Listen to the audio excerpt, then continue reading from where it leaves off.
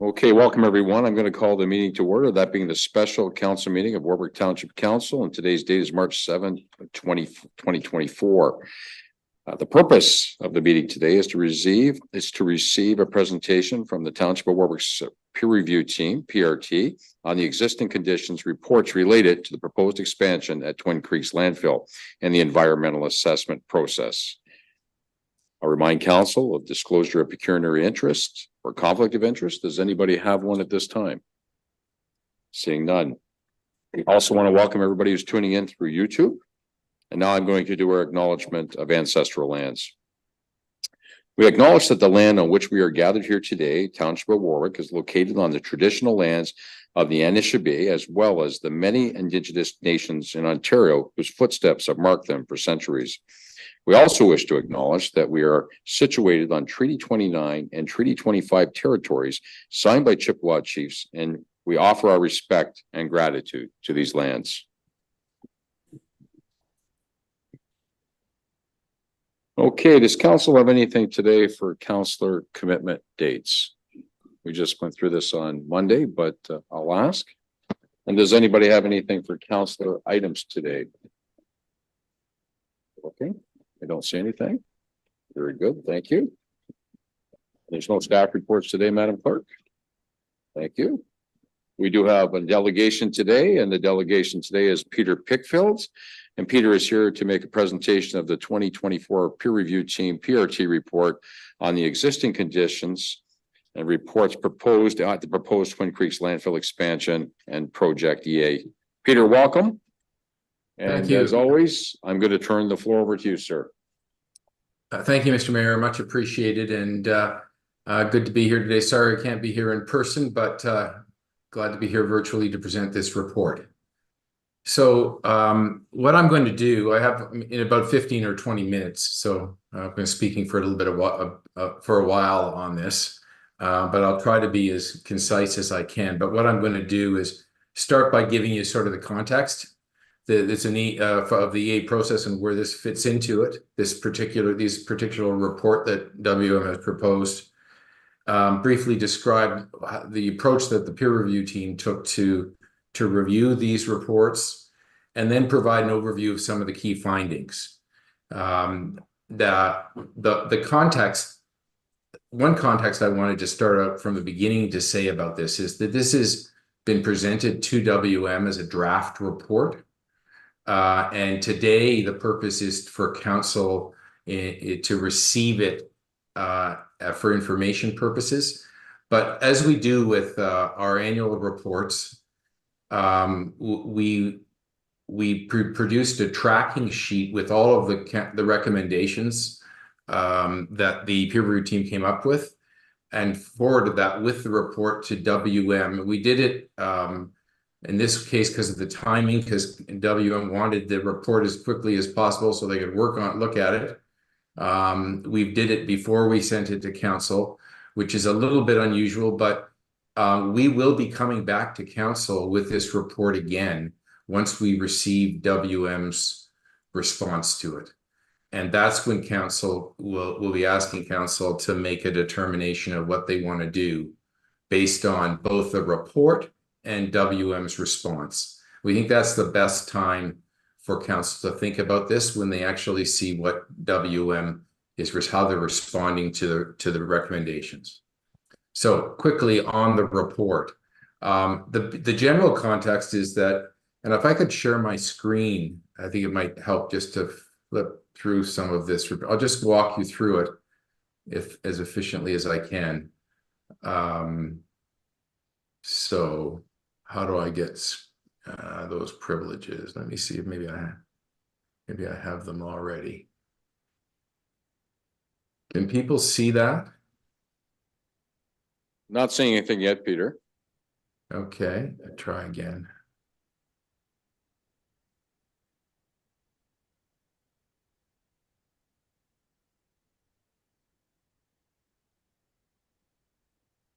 There we go, Peter. You've got it up there now, sir. Do you have you're seeing the report? Yes, we are, Peter. Okay, very good. Thank you. On the first page of the report, and council would have received this in their information packages. I don't know whether they've had a chance to review it in detail. It's a lengthy report. It's almost 200 pages, but there's a summary report at the front. And the context I was talking about earlier is that there is an approved terms of reference for this environmental assessment for the proposed expansion. It requires WM to provide a description of the existing environment, and these existing condition reports that we're reviewing, that represents sort of the fundamentals of the study they've done to describe the existing environment. So that's sort of point one of the 5 things they have to do under the terms of reference. The second point is describe the screening and alternative methods for carrying out the proposed undertaking. So they have to describe and identify basic alternative methods and then screen them. And then the third step, and they've done that too in a memorandum, which I'll be talking about in a few minutes, because they've produced that document too, and that's been reviewed by the peer review team. So 1 and 2 has been produced by WM, and we've now peer reviewed it. Number 3 is looking at in more detail at specific impacts, and there the more detailed assessment work begins. Number 4 is identifying a preferred alternative based on the evaluation of those alternatives. And then 5 is carrying out a more detailed assessment of the impacts of the preferred alternative. So there's 3 major steps to come on this process over the next couple of years. And this is the first 2 steps that they have completed. So we conducted a peer review.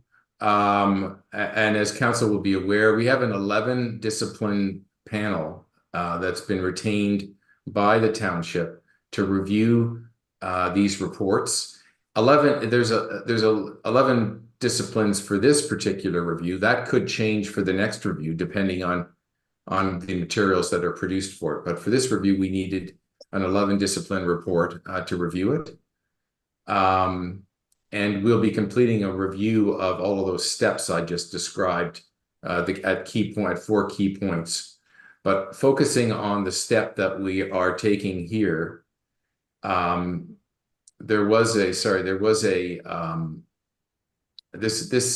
section of the report here sort of summarizes the basic steps that were taken. But in general, the peer review team reviewed all the materials, determined whether they had enough information to review it. Then they met in sub-teams to discuss, because there are interrelated parts to this. The social impacts have a number of disciplines. The environment have a number of environmental disciplines, another number of sub-disciplines. So we met in sub-teams to look at the interrelated elements of this.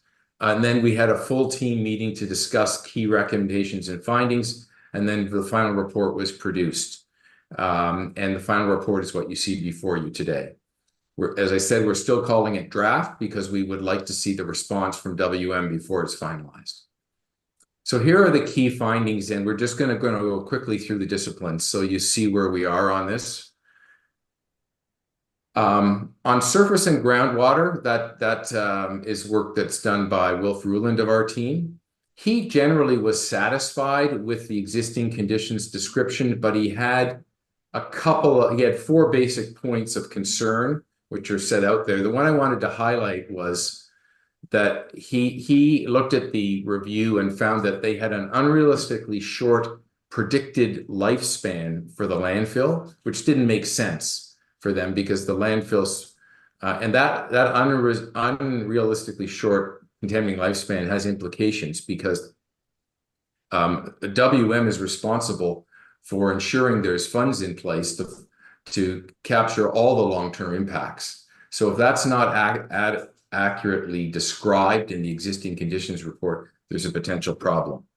So on groundwater, generally with some specific technical concerns, there wasn't a major concern on the existing conditions report with aside from that one issue. On surface water, the concern that the team had, and this was also shared by our landfill engineer, was that the existing conditions report didn't properly identify and describe some of the problems that our team has observed at the landfill over the last number of years with respect to high total suspended solids at surface water stations, and also the continuing high levels of boron and other contaminants. They were skated over and they weren't discussed in the existing conditions report, which presents a potential problem. And then with respect to surface water, the other concern was they had not properly looked at the problem of shredder waste and its impact on surface water. That was not focused on and looked at. And they're apparently continuing in the new site. They would be continuing to bring in automobile shredder waste, which has this potential tracking concern. And that really issue was kind of a gap in what they dealt with on surface water. Landfill engineering had very similar concerns, but they also raised a concern, identified an issue regarding the fact that they did not talk about the fact that they are required to construct an on-site leachate treatment plant. The mayor will be very familiar with this because we ended up going through a process requiring that on-site leachate treatment plant in the long term for the site, which is to be, and we're only a year or so away from when they have to start designing that site and then constructing it on closure, which is really only eight years away or so under the existing approvals. So the existing conditions report doesn't mention this requirement, doesn't explain how it's going to be dealt with in the future or even begin to engage in that discussion. And that is a gap which needs to be addressed in the existing conditions report. On the aquatic environment, there were a couple of concerns. One was there's a lack of discussion regarding what changes have happened to the natural environment since the construction of the landfill. So they describe the existing environment now, but they don't describe the changes that the landfill has caused to the natural environment, which is a very important piece of existing conditions to explain how the existing landfill has created issues related to natural environment. They have all that information. They just haven't analyzed it, and that's a missing piece. And also, they have missed the boat on dealing with the impacts of bird management and the impacts of gulls. They have a lot of information. They have a bird management program. They should have a lot of information and observations on the amount of the gulls that are attracted to the site. This is an impact issue, potential risk to the nearby traffic to the nearby airport, but also a nuisance issue. And related to that, they haven't really addressed the other predators that are attracted to the landfill. We know we have issues related to that, but they haven't discussed it in their reporting. In air quality, they haven't analyzed, and air quality was one of the significant areas where they missed a proper description of the existing environment. In that report, our team found that there was an analysis of current and historic dust particulate exceedances that was missed. We know we've had exceedances, continuing exceedances for the last number of years for dust, and that was not clearly reported or analyzed. And they haven't assessed why the modeling of baseline shows lower particulates than the actual baseline. And there were a number of other issues too. And the other big missing piece was an assessment of the rising number of odor complaints at the landfill. They don't talk about that issue clearly. They don't explain why part of the existing conditions is to understand why those odor complaints are there. And they don't do a detailed analysis of the odor emission sources so we can understand why those complaints are happening. So those are gaps on air. On noise, there were a number of specific concerns related to individual study. They're more technical in nature. And there were 11 recommendations to address those in the reporting. So that's noise. On transportation, they also were missing data. For example, travel speed should be included in the valuation criteria for the traffic operations. The area intersections were studied for 2022, but no analysis to provide it or compare that study period with peak conditions in the summer. So we just have a very small snapshot of the traffic situation. And there's no analysis of the increasing collision rate on Nauvoo Road south of Confederation Line, which is higher than the provincial average. That's not discussed, the reason why that's occurring. So that's an incomplete analysis of existing conditions on traffic. Visual impacts were generally well done, and they have set themselves up for a good visual analysis. There were a couple of areas of clarification that were sought, and those are included in the materials, in the recommendations. Human health was another area of significant, where there's a significant gap.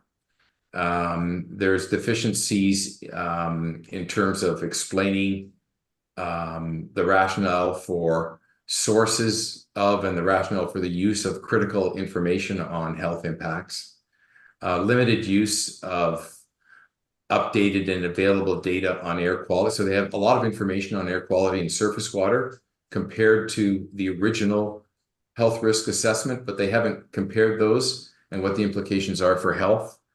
And then the existing modeling of the health impact assessment back with the original landfill underpredicted the health risk compared to the data that's shown from the existing landfill operations for contaminants of concern.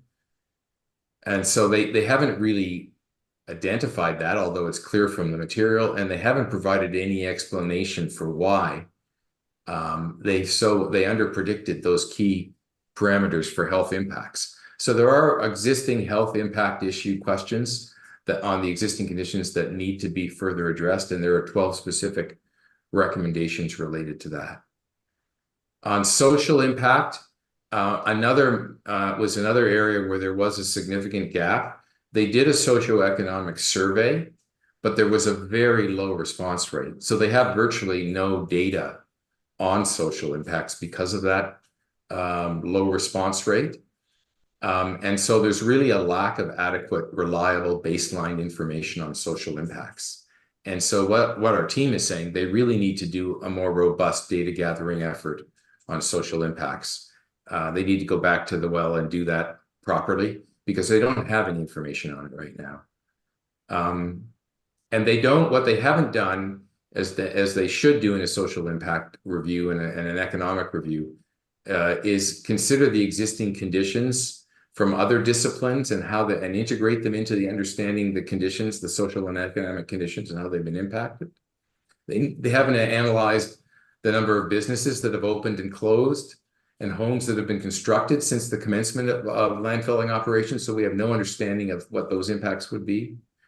Baseline impact on township and county capital and operating costs is missing. So we can understand the economic impacts on the township and the county associated with the landfill operation since the commencement of operations. And then overall, they haven't, even made a comment on whether they think they have sufficient information to really understand the social or economic impacts. Our team thinks they don't. And whether or not the existing social and economic impacts have been negatively affected by the landfill operations. They should be providing an opinion on that. And they haven't provided that opinion. They've been silent on the key question for the social impact assessment, which is, has the social and economic environment of this township been adversely affected by the landfill? We should get an understanding of that. We don't have that from that reporting. So that's a major deficiency, that work, we believe. The cultural heritage is fine. We didn't have any concerns with it. The expert reviewer who looked at it thought that there was an appropriate best practice approach to it. So no major concerns on that. On land use, the main concern was an absence in the report of what the potential land use conflicts that could be occurring as a consequence of the landfill operation. They provided a lot of factual information, but they didn't really do an assessment of what the existing conditions are and how they might be impacted by the landfill, the existing landfill. So that's missing.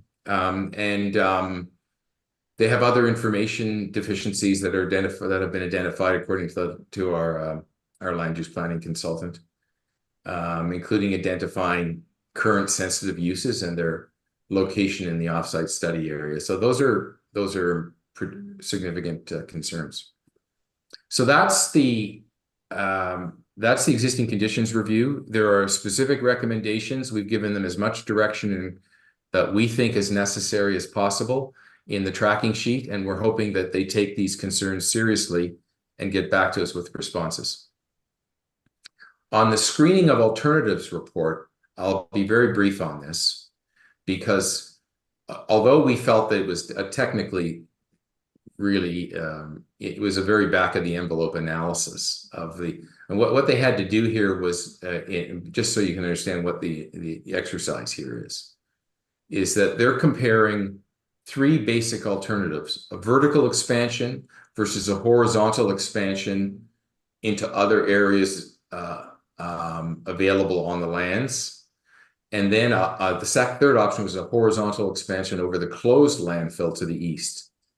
So our team knows enough about those three options based on their involvement in the process to know that we shouldn't be considering a horizontal expansion of the landfill over a vertical expansion at this stage. So ruling out the horizontal expansion and ruling out the expansion over the closed landfill site is a decision that our team is comfortable with. What we're skeptical about is the vertical expansion itself, and whether or not are going to properly assess it, and whether or not they understand what its impacts will be. And that's yet to be determined. So overall, the memorandum's conclusions are supported by our team, even though, they did a back of the envelope review of those of options. The exercise itself wasn't that meaningful, but they came to the right conclusion. So that's the summary, and I know I've taken a little longer than I should have on it. It takes a while to get through that technical review. I'm open to questions about it. As I said, the next step is to hear back from WM, and then we would like to come back in front of council once we get that tracking sheet with a final version of the report that takes into account what WM is saying in response. Okay, well, thank you very much, Peter, for your presentation. Does anybody on council have any questions for Peter on his presentation? Yes, Councillor Morris. Peter, just one quick one. You mentioned that they should have about 3 years before they start designing the leachate treatment plant. What affects that timeline there if they do get their expansion permission to expand vertically? Yeah, and that's a great question. We don't know yet how they're thinking about that issue. I'm going to stop sharing my screen. I don't think we need that anymore, so let me do that. We don't really know how they're thinking about this issue, but and that's basically the hidden question here. But one thing they could try and argue, and I'm kind of expecting this, is that they're going to say, well, the landfill will operate for another decade and a half after if the expansion's approved, and so we'll push all the timelines back. And we won't require the on-site facility, leachate treatment facility, until 8 years before final closure. I don't know what council thinks about that idea, but right now it's just an unexamined issue. They're not talking about it. Does that sort of answer your question, Councillor? Yes, thank you, Peter. Okay, does anybody else have any questions for Peter on his presentation? So Peter has provided, everybody on council will see on their desk today, there's a resolution for council to consider. I will read the resolution and I'll ask council how they wish to deal with it. So this is a resolution from Peter Pickfield. It says, be it resolved that the draft report and recommendations of the Township of Warwick Peer Review Team with respect to the existing conditions, reports, and alternatives screening memorandum of the Waste Management of Canada Corporation proposed landfill optimization project environmental assessment, which PRT draft report and recommendations together with the recommendation tracking table was provided to WM on February 20th, 2024 for review and response and to be received by the Township Council for information purposes, and that the township staff be directed to bring forward the final PRT report and recommendations together with WM's response to the PRT recommendations at a future council meeting when WM response is available for final council direction. So that's the suggested resolution that Peter has put before us today. How does council wish to deal with that resolution? Deputy Mayor Kellenberg? I'll move the resolution as presented. Sir, do we have a seconder? Councilor Morris? I will second that recommendation. Any discussion on the motion? I'm looking. I don't see anything. I will call the question. All in favor of that resolution? That is carried. Thank you. Well, thank you very much, Peter. We appreciate the report. And we've now given you that resolution to move forward. So I'm going to move on. There are no staff reports today, I don't believe. And there's no new business that I'm aware of unless somebody wants to bring something up at this point in time. Not seeing anything. Very good. Now I'm going to remind everybody that is tuning in through our YouTube channel. This is the end of the public portion of our meeting. We appreciate you tuning in as always. I'm going to ask council now for a motion to move into in camera meeting pursuant to section 239 of the Municipal Act to deal with number 2 and 6 of the act. Do I have a mover and a seconder? Moved by Councillor Manning, seconded by Councillor Westgate. All in favor? That is carried. Thank you.